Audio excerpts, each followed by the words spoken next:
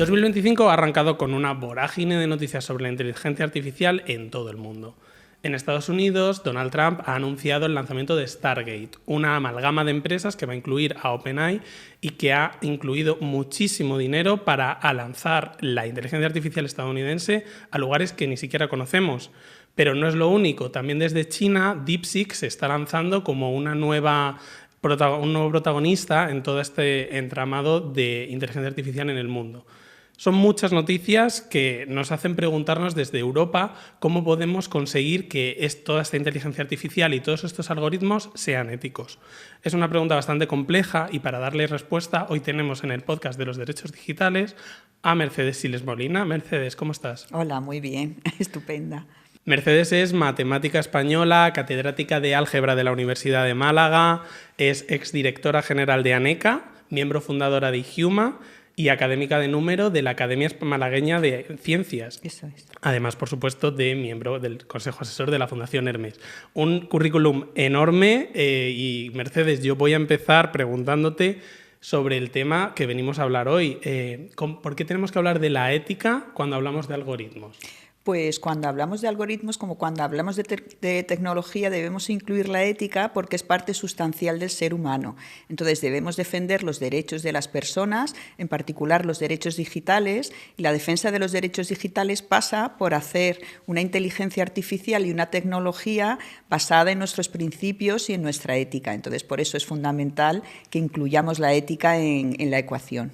Y es un tema del que habéis hablado mucho en la Fundación Hermes, ¿no? En el seminario que has conducido tú. ¿Nos puedes contar un poquito sobre el tema, sobre el seminario? Sí, pues es un seminario muy bonito, digamos que es core con respecto a la tecnología por los temas que toca. Sí. Se llama Algoritmos éticos y responsables para el desarrollo humano. Entonces hay muchas cosas que contemplar. Hay que contemplar pues cuando hablamos de algoritmo, qué es lo que queremos decir, cuando hablamos de inteligencia artificial, a qué nos estamos refiriendo. Luego también qué puede y qué no puede hacer la inteligencia artificial, qué limitaciones tiene, qué las tiene, por qué le damos cualidades humanas cuando en realidad no está emulando al ser humano. Siempre va a ser una carcasa de la realidad, pero nunca va a ser una realidad, nunca va a alcanzar la realidad. Entonces estamos trabajando todos estos temas porque pensamos que hay que regular los algoritmos.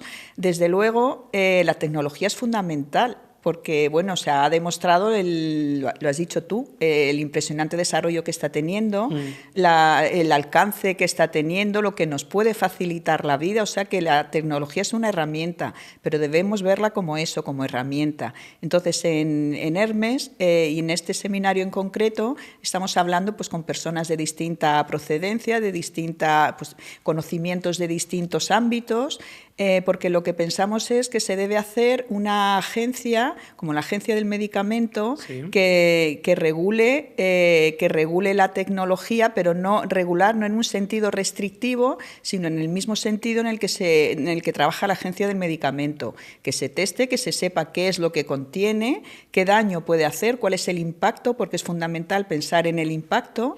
Entonces necesitamos esto y necesitamos que haya un sello de calidad algorítmica para generar confianza en la sociedad, porque ahora mismo pues bueno, vivimos en una sociedad que está un poco confundida porque es tan tremendo el desarrollo que está teniendo la inteligencia artificial, lo que nos cuentan que puede hacer, muchas cosas no son ciertas.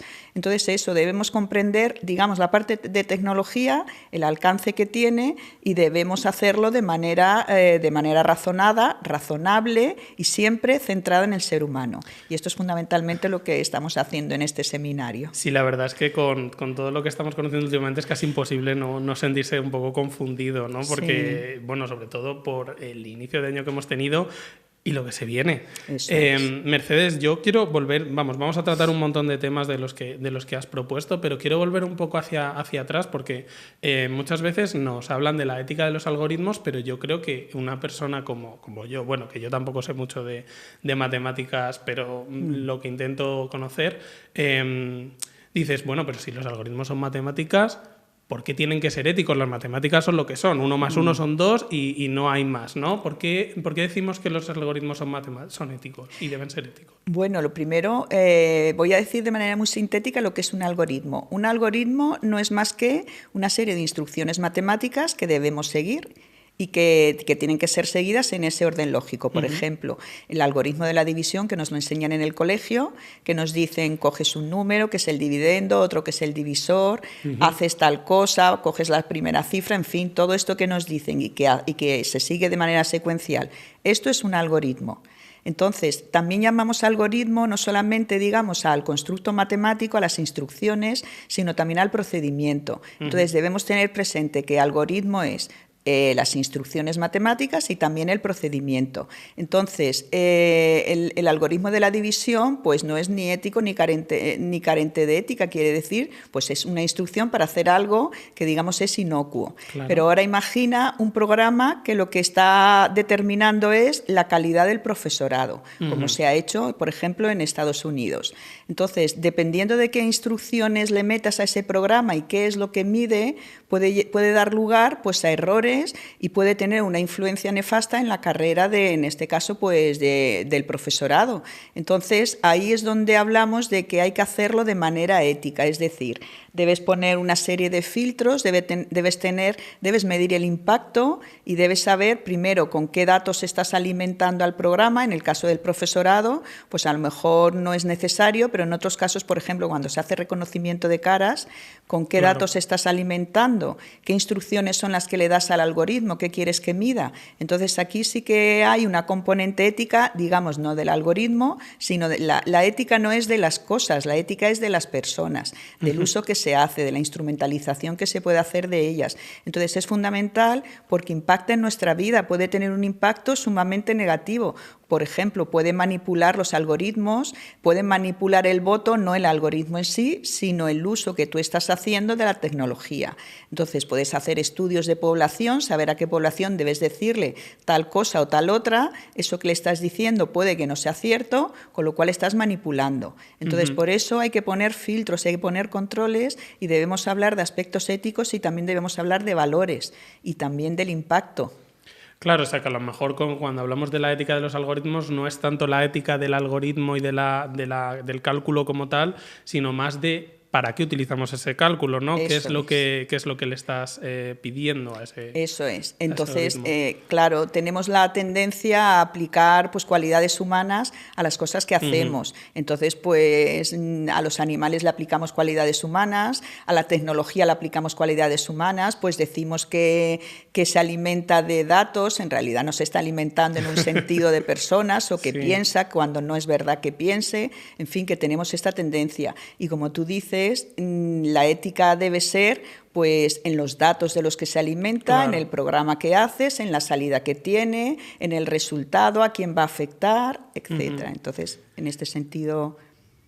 Y luego hablábamos en el seminario también hablabais de la ética del algoritmo para el desarrollo humano, ¿no? Eso es. ¿Cómo nos pueden servir los algoritmos para este desarrollo humano del que hablábamos? Bueno, los algoritmos pueden servir, por ejemplo, cuando se crea la inteligencia artificial. Tú fíjate, ChatGPT o el DeepSeek que tú mencionabas, o Gemini, pues nos ayuda muchísimo, por ejemplo, como traductores. Yo lo uso mucho en mi trabajo, pues lo uso para traducir, pero debemos ser conscientes de que no piensan ni tampoco razonan. Entonces hay una cantidad ingente de datos y lo que te dan es aquello que es estadísticamente más significativo. Esa es la información que te proporciona.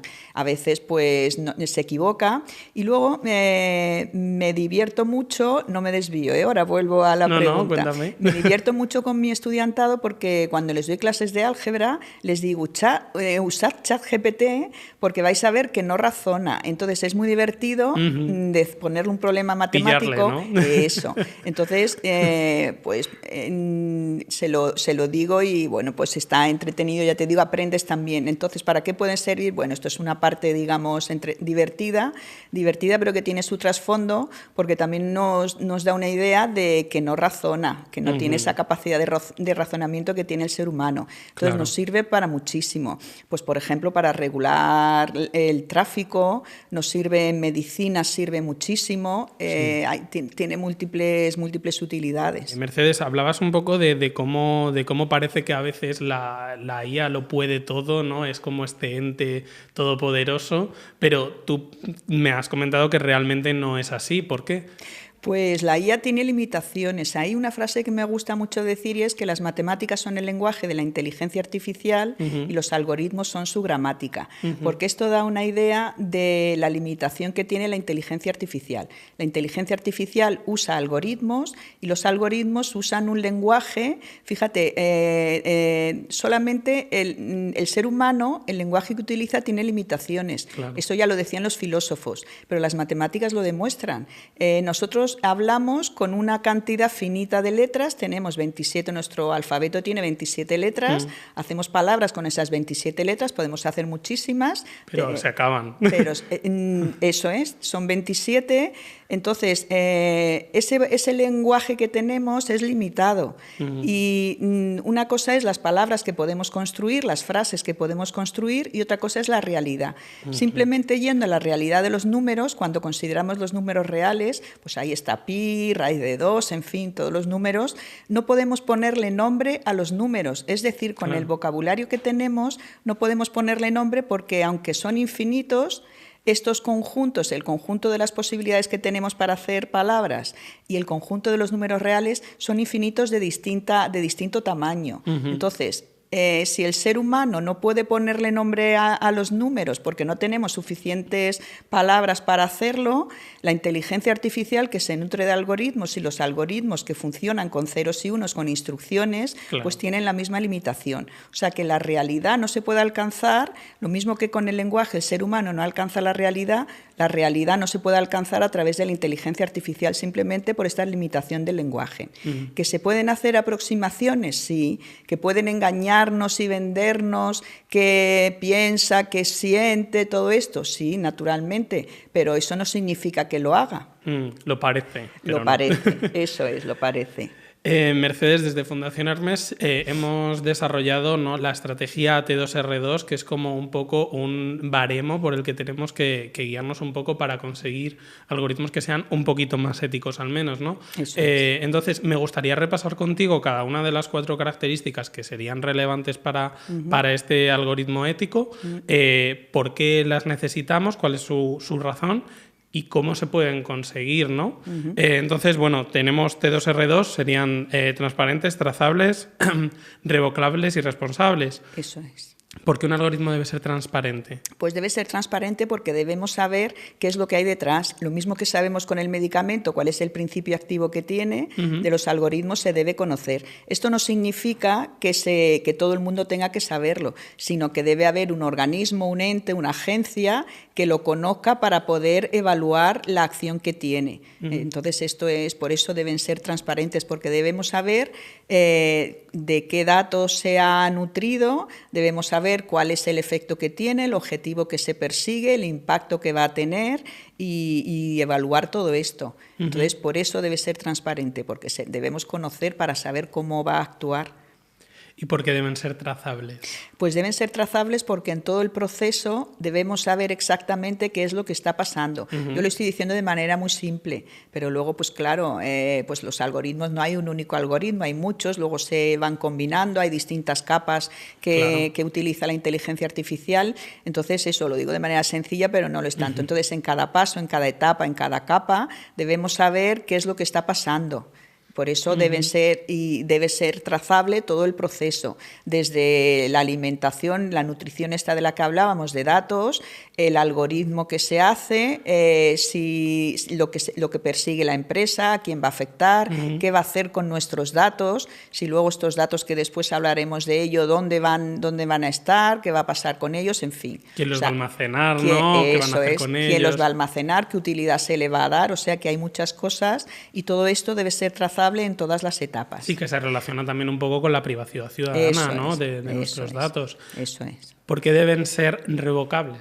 Pues deben ser revocables porque a lo mejor en un momento determinado tú has dado unos datos tuyos y pues puede que no quieras que esos datos sigan estando en algún sitio. O sea que la capacidad de revocabilidad se debe tener. Y por último, ¿por qué deben ser responsables?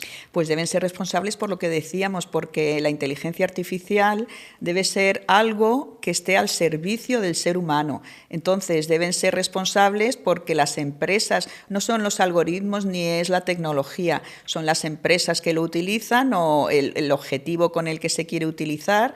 Entonces hay una responsabilidad detrás que deben ser utilizadas para el bienestar humano y para el desarrollo, para que la humanidad avance.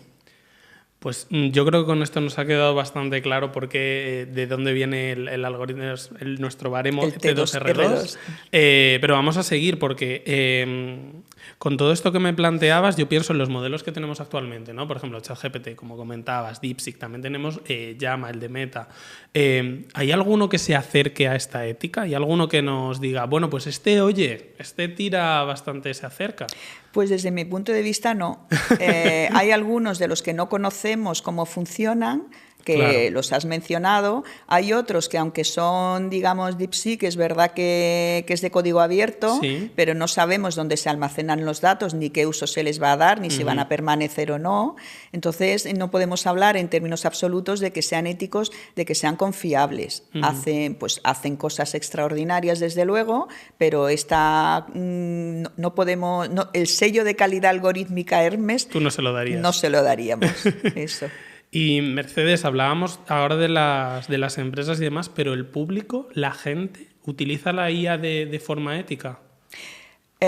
Pues no siempre, porque pueden utilizar los algoritmos, por ejemplo, los bancos, bueno, hablamos de instituciones, me estabas preguntando por personas. Las personas también pueden utilizar los algoritmos de manera no ética. Pues pueden utilizarlos para hacer cosas poco éticas, para dañar al ser humano, en fin, que muchos usos perversos de la tecnología hay y desde luego ideas no voy a dar. ¿Habría alguna manera de poder limitar esos usos no éticos de la IA?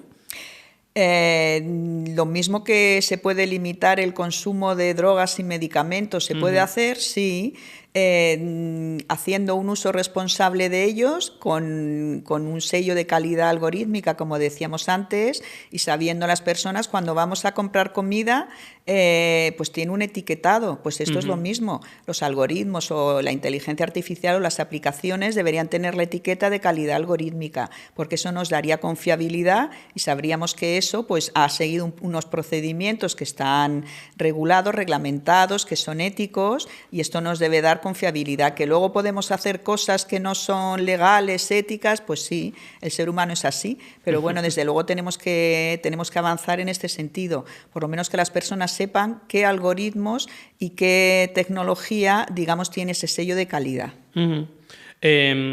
Mercedes, luego hay como bastantes temas que yo creo que plantean dudas en cuanto a cómo de ética puede ser la inteligencia artificial. Yo lo primero que pienso son los deepfakes, ¿no? Que son un tema que ha estado bastante candente, ¿no? Este uso de la inteligencia artificial para crear imágenes de personas que han dicho algo que realmente no han dicho, los desnudos que conocemos del caso Almendralejo, que fueron bastante sonados.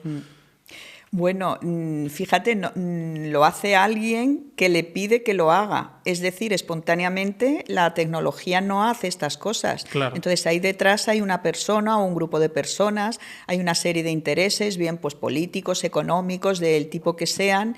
Entonces ahí es donde esto es lo que tenemos que transmitir a la ciudadanía, que no son los algoritmos los éticos o los faltos de ética, sino el uso que se hace de ellos. Y desde luego que se pueden programar algoritmos sin ética, eso está muy claro. Sí. Pero no hay que culpar, digamos, ni al algoritmo ni a la tecnología, sino a las personas que utilizan esos algoritmos y esa tecnología. Después hablábamos también del tema de las cualidades humanas que se le suelen atribuir a la inteligencia artificial, porque esto es nocivo, ¿no? ¿Qué tiene de problemático para las personas? Bueno, ha habido muchas noticias que nos dan ideas de lo nocivo que es, no solamente por lo que hemos comentado, de que te puede dirigir el voto, te puede engañar, Sí. pero luego también, por ejemplo, se han dado casos de personas que hablan con personas a lo mejor que son solitarias o que tienen necesidad de contacto humano, entonces utilizan la tecnología para ese contacto humano que no tienen en la realidad. Entonces confunden a la máquina con la persona. Y hay algunos casos que se han dado de jóvenes que sí, las máquinas, digamos, los han inducido al suicidio, parece que los han inducido al suicidio. Entonces esto es tremendo. Entonces se aprovecha la vulnerabilidad de las personas para obtener beneficios económicos y sin importar luego los resultados que pueda tener. Entonces, el ser humano debe tener en cuenta que la tecnología no es humanidad, la tecnología es eso, tecnología, una herramienta, pero desde luego al ser humano no lo puede sustituir. Porque antes comentábamos tú y yo, antes de entrar a la entrevista, el tema de la materialidad, ¿no? Que le Eso falta a la es. máquina. Sí. Bueno, es que, claro, pensábamos que lo que iba a hacer el desarrollo tecnológico era ayudarnos en las tareas que no nos gustan. Es decir, sí, pues hacer la colada, limpiar la casa. Que sería lo suyo. Que sería lo suyo, pero no. Lo que hace la tecnología, y bueno, tiene su parte muy positiva, naturalmente, es, digamos, emular la parte intelectual del ser humano. Entonces, en esa emulación, en esa carrera que es esta, que también hay muchos intereses detrás, económicos y de diversa índole, se trata un poco como de que parezca que la inteligencia artificial es como el aire que respiramos, es decir, algo que está presente, que no notas, que nos es necesario y debemos darnos cuenta de que no es aire y de que no nos es necesario. Entonces, ¿lo hace cómo se hace? Pues a través, digamos, de lo que ahora mismo se puede controlar, que es lo que emula el pensamiento humano. Entonces, debemos tener en cuenta que es eso, una emulación del pensamiento, pero que el ser humano es pensamiento, pero también es carne, es materialidad. Entonces, tener una casa, tener un hogar es muy importante porque eso es arraigo y el ser humano necesita, es como lo que decía Lledó, está el bien ser, el bien tener y el bienestar. Entonces necesitamos esas tres características que son muy humanas. Entonces el ser humano es piel y también es sentimiento, eso no debemos nunca olvidarlo. Es materialidad, porque además somos a través del lenguaje naturalmente, pero luego también a través de lo que nuestros sentidos nos transmiten. O sea que somos carne, somos materialidad y necesitamos la materialidad para desarrollarnos como seres humanos. Claro. Y no olvidemos que la tecnología no hace eso, ni lo consigue ni lo podrá conseguir. Sí, claro, porque al final una cosa no va separada de la otra, ¿no? Que Eso parece que solo tenemos la mente y el resto no. Y al final, sin nuestra experiencia vivida del mundo, es imposible. Claro. Y luego también es importante esto que dices, porque no tiene carne, digamos, la inteligencia actualmente, pero si le damos forma de ser humano, nos va a confundir todavía más. Claro. Si ya simplemente siendo voz ya nos confunde, si además de esa voz le damos una fisicidad, nos va a confundir todavía más y va a inducir a que pensemos que son como nosotros, seres como nosotros, y de ninguna de las maneras lo son. No se puede confundir al ser humano con lo tecnocreado. Me parece una reflexión súper interesante, Mercedes. Quería apuntar un tema último para cerrar, y es que, bueno, con todo este contexto que estamos viendo, ¿no?, de inteligencia artificial casi humana en Estados Unidos, en China, ¿qué lugar va a ocupar Europa, ¿no? Porque al final es un poco como la garante de esos derechos, de esos valores en el mundo. Pero parece que se está quedando un poquito atrás. ¿Tú qué piensas? Pues es que esto no es... el avance del ser humano no es una carrera de obstáculos que es saber quién llega el primero. El que llega el primero pues inventa que ha sido el mejor porque ha llegado primero, pero eso no necesariamente es lo mejor. Por ejemplo, lo que pasó en el espacio, la carrera espacial, pues la ganó Rusia, porque la primera en poner algo orbitando alrededor de la Tierra fue Rusia con la perra Laika. Sí. pero no llego la primera. Digamos, el llegar el primero no significa que lo hagas lo mejor, que seas el mejor. Entonces, lo que decía, esto no es una carrera de a ver quién llega primero, esto es una carrera de a ver cómo lo hacemos mejor. Entonces, Estados Unidos está a la cabeza, China parece que la ha adelantado, luego también está por ahí Rusia, está India, y luego Europa tiene algo muy bueno y es que tiene una sólida historia. Entonces, es fundamental que no olvidemos la historia que tenemos. Tenemos una historia de miles de años. Cuando vienen momentos así de revolución, solemos ir hacia atrás. Entonces, los países que tienen poca historia, ¿dónde van? Al salvaje oeste.